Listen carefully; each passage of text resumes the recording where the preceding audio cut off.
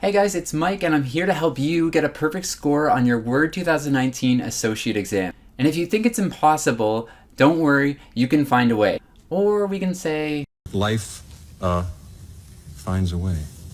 but we're not going to leave something like that to chance. To get a perfect score, we're going to make our way through this massive Dino document while we go over the 6 major learning objectives on your exam. To get a perfect score, we have to do this to the 6 learning objectives. We're going to own the document and settings section. We'll take a bite out of the text and paragraph section. We'll prey on tables and lists. We'll show those references who's boss. We'll show the graphic elements in Word who the real thread is. Then we'll completely destroy the document collaboration section. And once you do get that perfect 1,000 out of 1,000, people are going to look at you like this. And probably call you this. Clever girl. So this video is going to be part 1 of 6 to help you try to get a perfect score on your Word Associate exam. And in this video, we're going to go over how to manage documents and settings. We've got 9 tasks and we're going to cover them in 10 minutes. In this first task, we're going to change the page margins of the document. So basically what we want to do is get this text a little bit closer to the actual page border. It's about 1 inch off now. We're going to change it from left to right to about ½ an inch instead. And from the top and bottom border, we're going to change it to 0.75 instead of the 1 inch default. So the way you would change the page margins is to go to the Layout tab, and then under the Margins option, click the drop arrow here. Now, if you want to do this really quickly and just get the text in your document closer to that actual page border, you would click Narrow, but this one wants us to do a custom margin here. So we'll just change the top and bottom quickly to 0.75 inches. And the left and right margins to 0.5. Okay, so once we've adjusted those margins, we just have to make sure that we apply it to the whole document and then press OK. And then you should see that the text goes a little bit closer to the edge of the page than it was before. And even though it's not really part of this section, I'm going to show you how to do graphics and images and move them around in part 5 out of 6 in this series, but I just kind of moved the T-Rex around just so it made sense. For the second task, we're going to insert a custom header on each page in the documents except the first one. Now, you're not going to have this Dino header. This is something I created and I'm proud to share with you, but at least we'll go through, because they place any custom header that you create at the bottom, we'll go through some of the headers that you might be asked on your exam, but you probably won't be asked to do a custom header. That's way too many steps in there. So let's just say insert the given headers, but you may not have heard of some of these. So we'll explore some of the ones that you could be asked on your exam. So we go to the Insert tab, we'll go to the header drop arrow, and this is some of the ones: the Austin one, Faucet, Ion, Motion, Viewmaster, Wisp, all that kind of stuff. So maybe you might just want to explore some of that just in case you're asked one of these and you're not sure where to locate it. But we've got our Dino one here, so we're going to choose that one. And then we have to, we're not done there, we have to click different first page, because if this was a title page, we definitely wouldn't want this header on the title page. So we're going to click different first page, and then the big step here is remembering to close the header and footer. I think people can get stuck in this and then try to move to other parts of the document. Just remember to close header, footer. And as you can see, it's not on the first page, but it is on every page after that. So we've done exactly what the task is asking us. Now for this task, it's asking us to change the style set, not to be confused with the style in the Home tab. The style in the Home tab will change the look of one single line of text. So if you wanted to change this part, Dino Facts, to heading 1, heading 2, or a title style, you could do that. Style sets would change the heading, heading 2, title, and just a whole bunch of things with your whole document. So if you're asked to change the style set, that's not in the Home tab, it's in the Design tab. So we'll go there. These are the style sets and the style set gallery. It says document formatting, but it's because the style sets alter the look of your entire document. So think about that. Style sets are in the Design tab, styles are in the Home tab. And the 2 most popular ones on this exam, just like the 2 most popular dinosaurs, which would probably be the T-Rex and Velociraptors. This one is one of the popular ones that tend to be asked on your exam, line stylish, but also I think the center one would also be asked. If you look here, this is the line stylish one.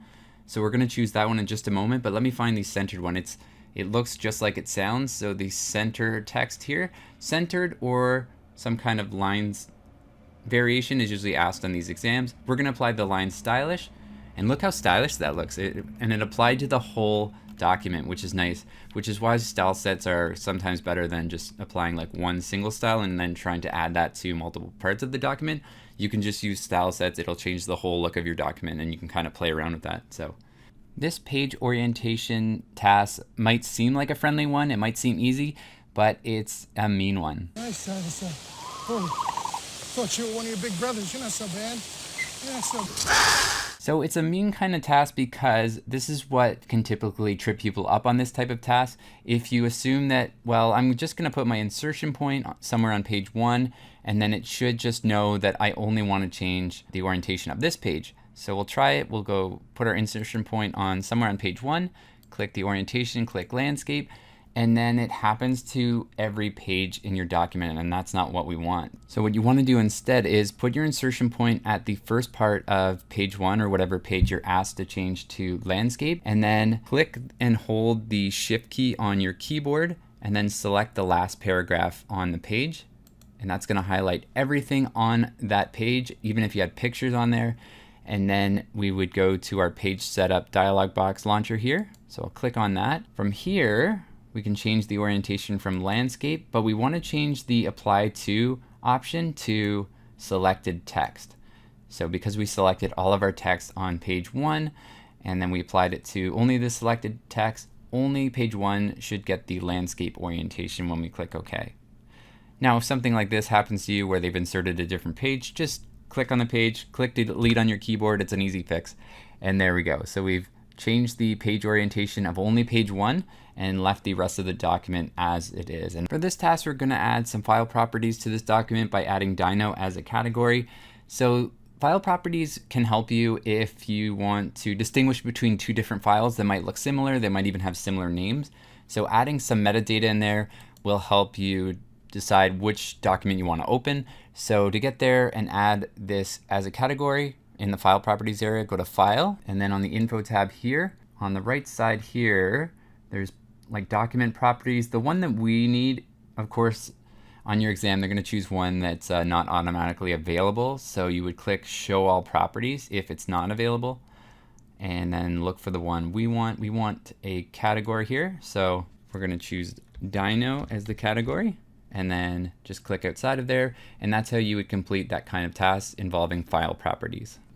While we're in this backstage view, we might as well check the document for accessibility issues, and there's an error that we're going to find. There's also some warnings which are less serious than errors when it comes to trying to make your document inclusive for those that might have disabilities and have a hard time reading parts of your document. So really pay attention to the errors. The warnings are kind of more suggestions, but the errors you should definitely fix. So we're going to do that by going to the check for issues and then check accessibility. And then it's going to give us, see some warnings down here, is like some of the colors might be hard to read and things like that. You can change that, but this one should definitely be changed. So this is the header row. So there's no header row in the table, which might make that hard to read for somebody. So we can quickly change that by saying use first row as a header. And then you can see, okay, now it's more pronounced. We can see what the heading is. It's different than the actual values in the table. So it might be easier to read now. And then we can just close this accessibility page here. And there we go. We've made it easier for someone to read. For this task, we're going to inspect the document and remove any headers, footers, and watermarks. And I know that's going to undo the header that we added, but don't worry. In the 5th part of this series, we'll show you how to add some really cool graphics, including headers and footers to your document. So we'll go to the File tab. Again, this backstage view. And then we're going to inspect the document. So in the Info tab, we'll go to Check for Issues and then Inspect Document. And then we'll say, yes, you do want to open that. And then we'll click Inspect. Sometimes, depending on which version of the exam you get, you'll have to take out the document properties and personal information. For this one, it's the headers, footers, and watermark. But either way, we would just click Inspect. Don't bother unselecting all of these. Just inspect them all, and we'll move to the next step. Okay, so now that we're here, so if you had document properties and personal information, you'd click remove all, but we don't have that. This is inspecting to see if we've got any headers, footers, or watermarks, and this is saying yes, you do. You have headers and footers. Would you like to get rid of them? And we would say yes by clicking remove all, and then we'll click close, and you can see the header disappeared. Don't worry, we'll add it back later. Now that we've made most of the setting changes that we need, we're going to save the document as a text file named Dino Memo. And there's two types of text files. I'll show you which one you have to choose if you get a task like this one. So we'll click File and then Save As. And then it says, probably save it in your Documents folder on your exam. And we're going to change the name to Dino Memo. And then we're going to, instead of saving this as a Word document, we're going to change this to Save As type to, there's two types that are very similar. The rich text format, which will allow some of the styles and colors to pop through, but the plain text will just be like just plain text, just no styles or formatting attached, but just text. And that's what this task is asking us to do. So save it as a plain text file and call it Dino Memo in the Documents folder. We'll click Save, and then you'll get something file conversion that looks like this. We'll press OK. And then you just save this, an alternate version of this document, as a text file. For this task, we're going to save a copy of the document as a template and one that does not support macros. So when you save it as a template, there's no option that says one that does not support macros, but we can use deductive reasoning to pick the right type of template when it comes to the Save As type. So we'll go to the File tab, we'll click on Save As, and then we'll browse to our Documents folder. And then we'll just call this Dino. And then the Save As type, we want to change it to, see there's two types of template. There's the Word macro enabled template, and then there's the other one. So this is the one we want. They've sort of hinted that without saying that it's just a Word template. So that's the one we want to choose. And then make sure, again, that you're in your Documents folder while you save this. Save it as Dino. And now we've saved this as a template, but one that does not support macros. In the next video, we're going to learn all about how to insert and format text and also search for text in your document, which is a really important skill, especially when you're dealing with a timed exam. So check out that video below. I'll have it posted soon, and check out the link in the description box. I'll also post it there.